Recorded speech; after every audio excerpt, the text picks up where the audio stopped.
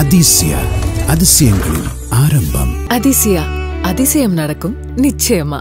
ஹாலிடேஸ்னாலே அது நம்ம ஜிடி ஹாலிடேஸ் தான். South India's number 1 travel brand. Chennai சில்க்ஸின் ஆஹா ஓஹோ ஆடி சேல் 50% வரை தள்ளுபடி. ஜித் அடிக்கும் போதெல்லாம் அருண் அடிச்சிங்க, நவீனை அடிச்சிங்க, பிரவீனை அடிச்சிங்க. பிரவீன் அடிச்சதுல காது லெஃப்ட் இயர் போச்சு அவனுக்கு. he cannot hear, left ear is affected. இது போக இன்னும் மறைந்து இருக்கக்கூடிய 2 நபர்கள் இருக்காங்க. இந்த நபர்கள் எங்க இருக்காங்கன்னே தெரியல. இன்னும் சிபிஐ போய் அவங்களை கண்டுபிடிக்கணும். லைஃப் போனதை பார்த்தவர்கள், சொன்னவர்கள், கூட இருந்து பயணம் செஞ்சவர்கள், எல்லா அவமானங்களையும் அதே அளவுக்கு அனுபவித்தவர்கள். உயிரை தவிர எல்லா பாதிப்பும் அவங்களுக்கு இருக்கு. கையில் இன்னும் அவருக்கு ஆவின் ஆர்டர் வரல. சொல்ல வேண்டிய பொறுப்பு இருக்கு எனக்கு, அதனால சொல்றேன். அரசாங்கத்தை அவமானப்படுத்தணுன்றதெல்லாம் இன்டென்ஷன் கிடையாது. எந்த ஸ்டேஜ்லையும் இன்வெஸ்டிகேஷன் நடக்கும் போதோ ட்ரையல் நேரத்திலையும் சாட்சிகளும் குற்றவாளிகளும் ஃபேஸ் டு ஃபேஸ் பார்க்காம பார்த்தோம். சாட்சி சொல்ல போறாங்க, சாட்சி என்ன சொல்ல போறாங்கன்னு தெரியும், ஆனா அந்த சாட்சியுடைய ஐடென்டிட்டி அந்த பேப்பர்ஸ்ல இருக்கக்கூடாது. ஒரு பட்டா புத்தகம் அவங்க வீட்லயே இருக்கும். நைட்டு 1 மணிக்கோ 2 மணிக்கோ அவங்க அம்மாவை எழுப்பி, தூங்கிட்டு இருக்க அம்மாவை எழுப்பி பட்டா புத்தகத்தை கொடுமான்னு சொல்லி அந்த ஹெட் கான்ஸ்டபிள் வந்துட்டு போட்டு கையெழுத்து போட்டு போவாங்க. இது கேட்டால் ப்ரொடெக்ஷன் கொடுத்துட்ருக்கோன்றாங்க. கோர்ட்டுக்கு நீங்கள் கூப்பிட்டீங்கன்னா எஸ்கார்ட் கொடுக்கணும். இந்த தம்பிக்கு நாங்கள் எஸ்கார்ட் வாங்கணும். அப்போ அவங்க சொன்னாங்க, அது வாடிப்பட்டிக்கு அந்தாண்ட அவர் இருக்காரு, நாங்கள் போய் எஸ்கார்ட் கொடுப்பேன். நீங்கள் எஸ்கார்ட் கொடுத்தா கோர்ட் விட்னஸ் ப்ரொடெக்ஷனில் கோர்ட் எஸ்கார்ட் கொடுக்கணும்னு போட்டாச்சு. எஸ்கார்ட் கொடுத்தா நான் கோர்ட்டுக்கு வரேன், எஸ்கார்ட் கொடுங்க கோர்ட்டுக்கு வரல. வண்டி வந்தது, வாசலுக்கு வந்தது, எஸ்கார்ட்டோட கோர்ட்டுக்கு போனோம்.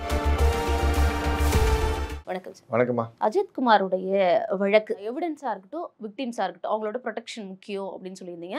25 லட்சம் ரூபாய் இழப்பீடு கொடுக்கணும் அப்படிங்கிற ஒரு உத்தரவு கொடுத்துருக்காங்க. அது எந்த அளவுக்கு இருக்கு அப்படிங்கிற ஒரு கேள்வியும், கூடவே விக்டிம் ப்ரொடெக்ஷன் ஆக்ட் 2018 பேசு பொருளா மாறி இருக்கு. அதுல அப்படி என்ன இருக்கு, ஏன் அது முக்கியத்துவம் வாய்ந்ததா அதுல பார்க்கப்படுது சார்? நீதிமன்றத்தில் இந்த காம்பன்சேஷன் ஒரு பெரிய விஷயமா இருந்தது நேற்று.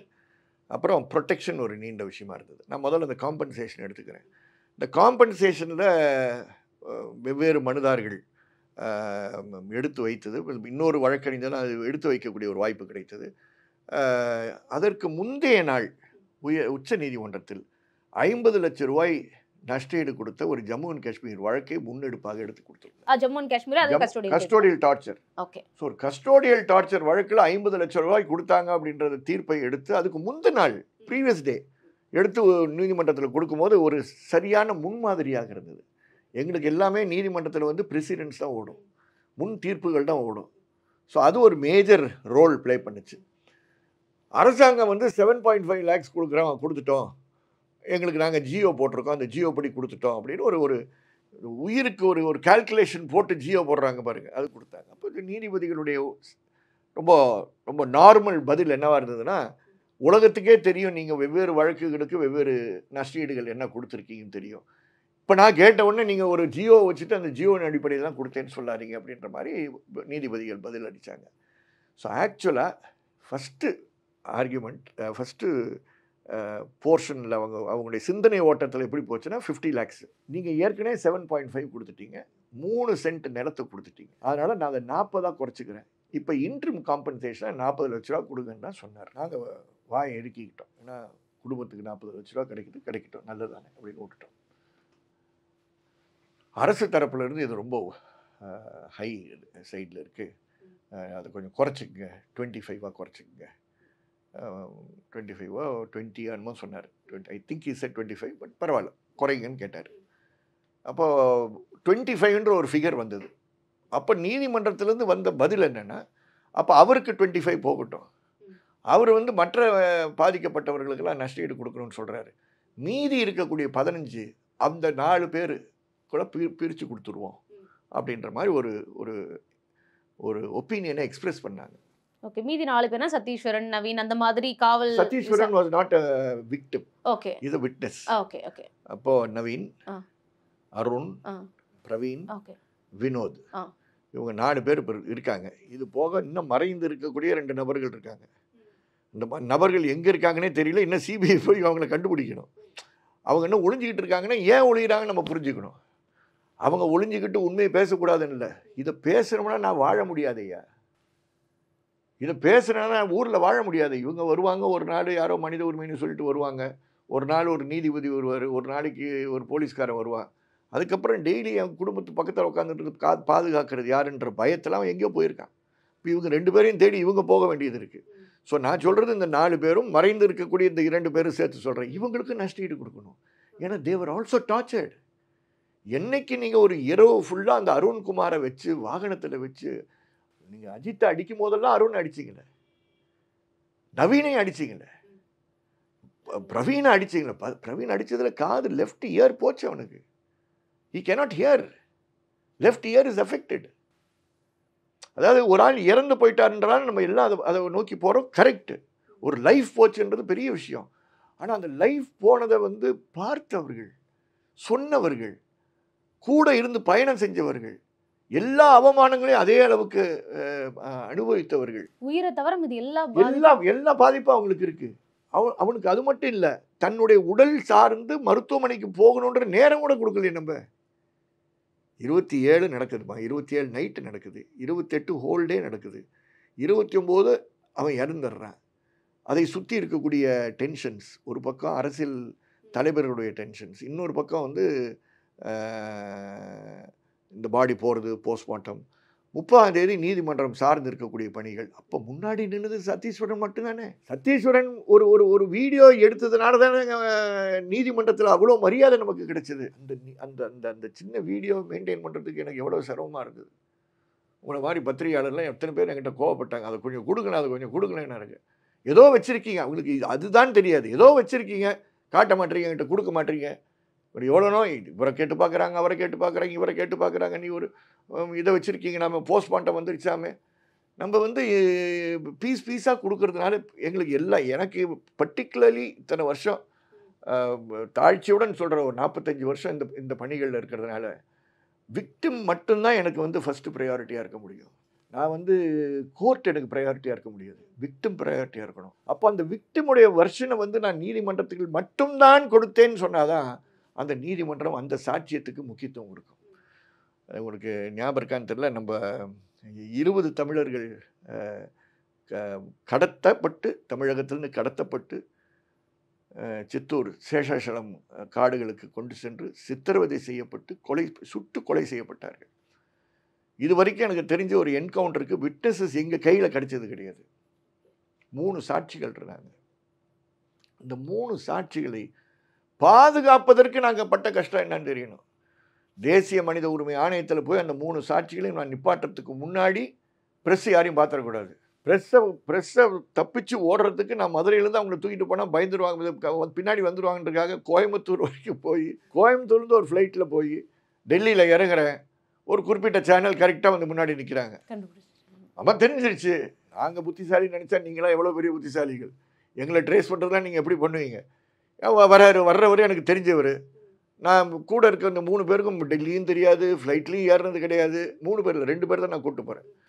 அந்த 2 பேர் எங்கள் பக்கத்தில் இருந்த ஆசீர்வாதத்தை சொல்லி, நீ இப்போ அப்படியே டப்புன்னு என்கிட்ட இருந்து பிரிஞ்சிருப்பா, நான் பாட்டுக்கு ஒன்றும் தெரியாமல் இந்த ரிப்போர்ட்டர் பின்னாடியே போகிறேன்னு அவர்கிட்ட போய் பேசிக்கிட்டு நான் ஒரு வண்டியில் ஏறிட்டு அதுக்கப்புறம் அவங்ககிட்ட பேசி அவங்க வண்டியில் பின்னாடி வந்தாங்க. அப்படி தான் நாங்கள் அங்கே ப்ரெஸ்ஸை தப்பித்தோம். என்ஹெச்ஆர்சியில் வாசலில் நிற்கிறாங்கன்னு தெரியும். என்ஹெச்ஆர்சிக்கு பின்னாடி இருக்கக்கூடிய ஒரு கேட்டை திறக்க சொல்லி, மேலே மாடியில் ஒரு கனெக்டிங் கேட் வந்து நெக்ஸ்ட் பில்டிங் இருக்குது, அதை திறக்க சொல்லி அதுக்குள்ளார வந்து தான் என்ஹெச்ஆர்சியில் பாதுகாப்பாக வச்சுருந்தோம்.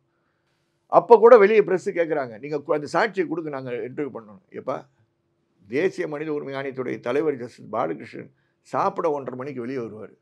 நீங்கள் அவரை அங்கே ரெய்டு பண்ணிக்கோங்க, கெரவ் பண்ணி அவரை கேட்குறதெல்லாம் கேட்டுங்க. நாங்கள் சாட்சிகளை வந்து அதுக்கப்புறம் அவங்க protection of victims is important, witnesses is important. இதே தான் இந்த வழக்கில் நாங்கள் பார்த்தோம். ஸோ இந்த வழக்கில் வந்து அந்த 25ன்னு மாறின உடனே ஜட்ஜஸ் வந்து அந்த 15 எல்லாருக்கும் கொடுக்கலான்ற ஒரு மனநிலைக்கு வந்தாங்க.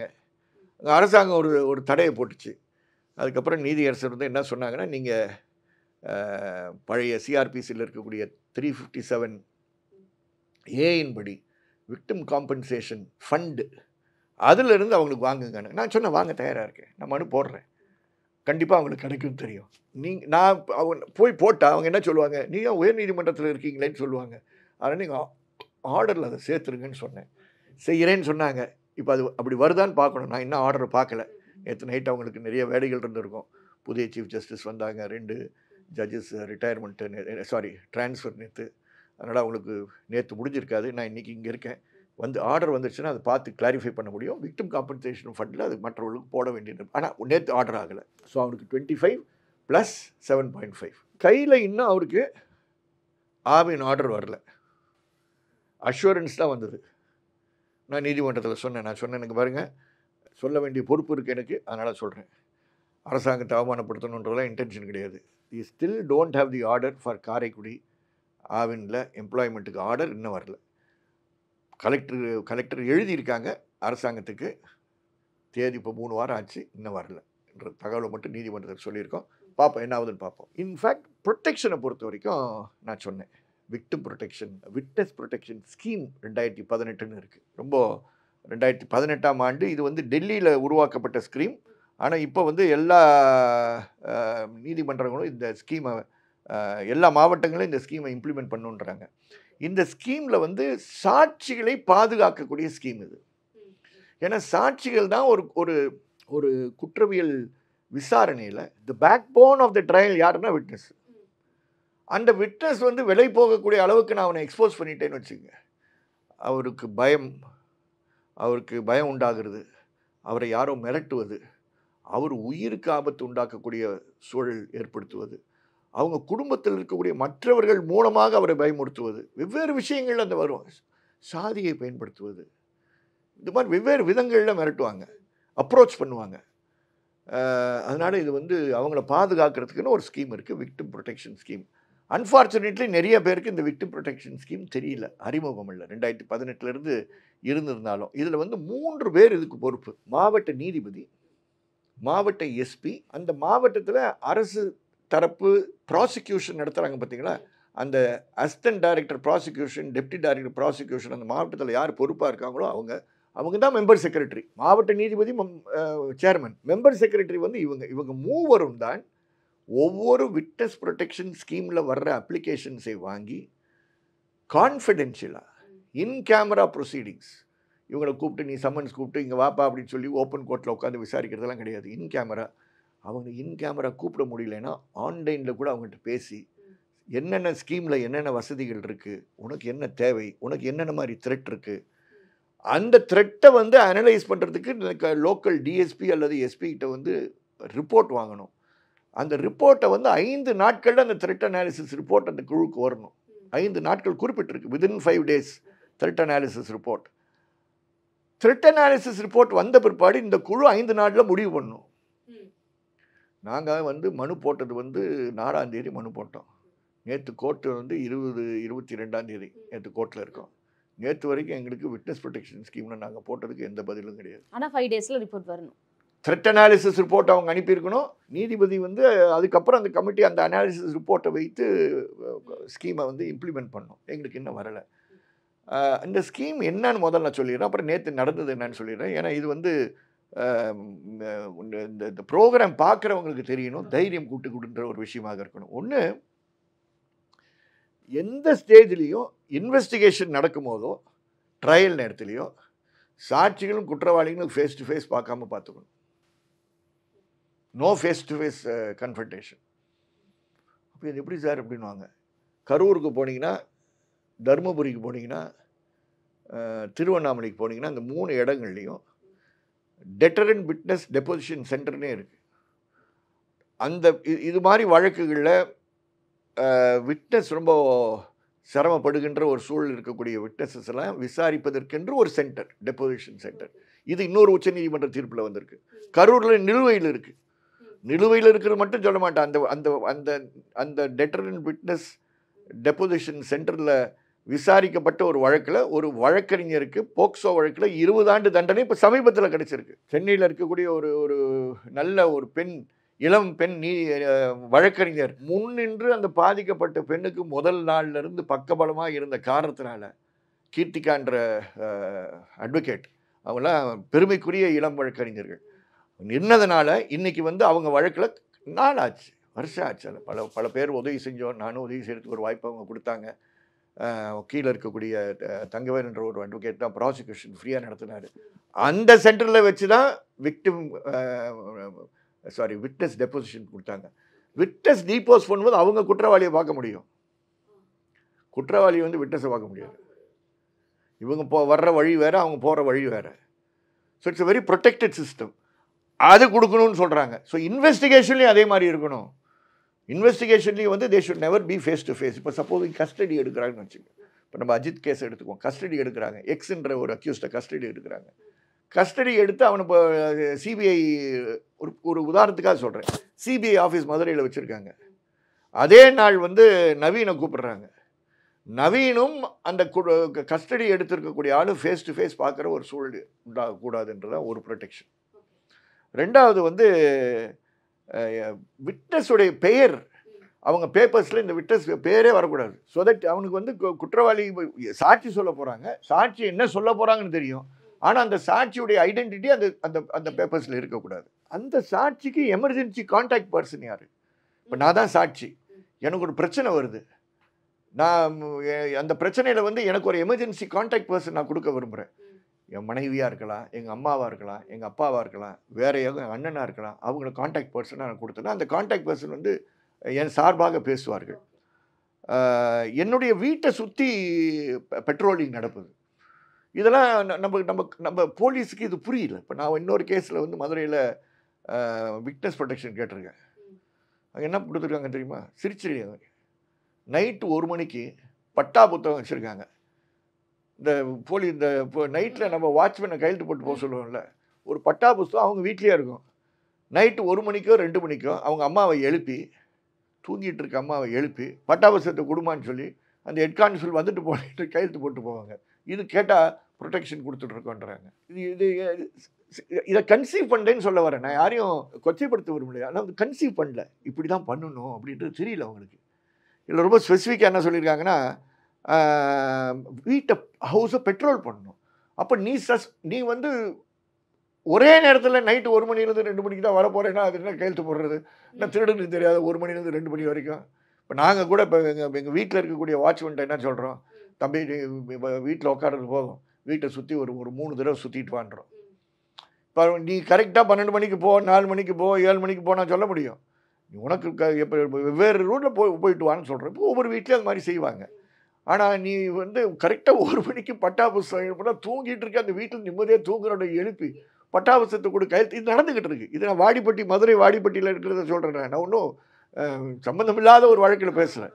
ஆனால் வெற்றிகரம் என்னென்னா போராடி 3 நாளைக்கு முன்னாடி அந்த வாடிப்பட்டியில் இருக்கக்கூடிய அந்த கிராமத்தை சார்ந்த ஞானசேகரனுக்கு 4 சிசிடிவி கேமரா ஃபிக்ஸ் பண்ணிட்டாங்க. ஸோ இது தெரியல, நிறைய பேருக்கு தெரியாது. இதெல்லாம் நம்ம பெற முடியும்னு தெரியாது. போட்டாச்சு. இப்போ அந்த தம்பி அந்த தம்பி என்ன ஊருக்கு போகல, இன்னும் எங்கள் ஆஃபீஸில் பாதுகாப்பில் இருக்கான். இப்படி ஃபோனை திறந்துக்கிட்டு, சார் எவ்வளோ பெருமையாக இருக்குது சார், எங்கள் வீட்டில் அம்மாவை பார்க்க முடியுது சார், எங்கள் அப்பா என்ன பண்ணுறான்னு பார்க்க முடியுது சார், நைட்டில் எந்நேரமும் நான் என் வீட்டில் யாராவது சுற்றுறானான்னு பார்க்க முடியுது சார்ன்னு சொல்கிறான். So he gets a little courageous. அதுதான் முக்கியம். அப்புறம் எஸ்கார்ட் கொடுக்கணும். கோர்ட்டுக்கு நீங்கள் கூப்பிட்டீங்கன்னா எஸ்கார்ட் கொடுக்கணும். இந்த தம்பிக்கு நாங்கள் எஸ்கார்ட் வாங்கினோம். அப்போ அவங்க சொன்னாங்க, அது வாடிப்பட்டிக்கு அந்தாண்ட அவர் இருக்கார், நாங்கள் எப்படி எஸ்கார்ட்? அப்போ நீங்கள் எஸ்கார்ட் கொடுத்தா வா, கோர்ட் விட்னஸ் ப்ரொடெக்ஷனில் வந்து கோர்ட் எஸ்கார்ட் கொடுக்கணும்னு போட்டாச்சு. எஸ்கார்ட் கொடுத்தா நான் கோர்ட்டுக்கு வரேன், எஸ்கார்ட் கொடுத்தா கோர்ட்டுக்கு வரல. வண்டி வந்தது, வாசலுக்கு வந்தது, எஸ்கார்ட்டோட கோர்ட்டுக்கு போனேன். இதெல்லாம் நிஜத்தில் நடக்குதுன்னு சொல்கிறேன். இதெல்லாம் சட்டத்தில் இருக்குன்னு சொல்கிறேன். இப்போ நான் சொல்கிறதெல்லாம் நிஜத்தில் ஒரு 10 நாளைக்கு முன்னாடி நடந்திருக்கு. அடுத்தது சிசிடிவி கேமரா வீட்டில் கொடுக்குறது. ஸோ தட் யாரெல்லாம் வராங்க போகிறாங்க, நாளைக்கு எவிடன்ஸ் வேணும்னா, நாளைக்கு நான் பாட்டுக்கு என் வீட்டை யாரை தாக்கிட்டு போயிட்டாங்கன்னு சொல்லலாம். கேமரா வில் ஸ்பீக் தேவைப்படுது. வீட்டை சுற்றி ஃபென்சிங், இது நதர் ப்ரொடெக்ஷன் இஸ் ஃபென்சிங், பெட்ரோலிங்கு. சில வீட்டை மாற்றுறது, இந்த வீட்டில் இருக்கிறது எனக்கு பிரச்சனையாக இருக்குங்க, ரீலொகேஷன், இன்னொரு இடத்துக்கு மாற்றுறது, ரீலொகேஷன். இது மாதிரி 15 விதமான ப்ரொடெக்ஷன் மெஷர்ஸ் கொடுக்குறாங்க. அந்த 15 விதமான ப்ரொடெக்ஷன் மெஷர்ஸை வந்து எது கொடுக்குறது? அதில் 3 கேட்டகரி. இந்த த்ரெட்டு எந்த அளவுக்கு இருக்கோ அதுக்கு ஏற்ற மாதிரி 3 கேட்டகரி. அந்த 3 கேட்டகரிக்கு ஏற்ற மாதிரி வந்து விசாரிச்சுட்டு அதை ஏற்பாடு பண்ண வேண்டிய பொறுப்பு இருக்குது. இப்போ இவ்வளோவும் செஞ்சாலும் விட்னஸுக்கு பயம் இல்லாமல் இருக்குமா? கண்டிப்பாக பயம் இருக்கும். கண்டிப்பாக சார். 2 வழக்குகள்லையும் சரியான நிதி உரிய நேரத்தில் சீக்கிரம் கிடைக்கணுங்கிறது அனைவரோட எதிர்பார்ப்பாகவும் இருக்குது. இவ்வளவு நேரம் என்னுடைய கேள்விகளுக்கு மிக நேர்த்தியான தெளிவான பதில்கள் கொடுத்ததுக்கு நன்றி சார். அதிசயா, அதிசயங்களின் ஆரம்பம். அதிசயா, அதிசயம் நடக்கும் நிச்சயமா. ஹாலிடேஸ்னாலே அது நம்ம ஜிடி ஹாலிடேஸ் தான். South India's number 1 travel brand. Chennai சில்க்ஸின் ஆஹா ஓஹோ ஆடி சேல் 50% வரை தள்ளுபடி.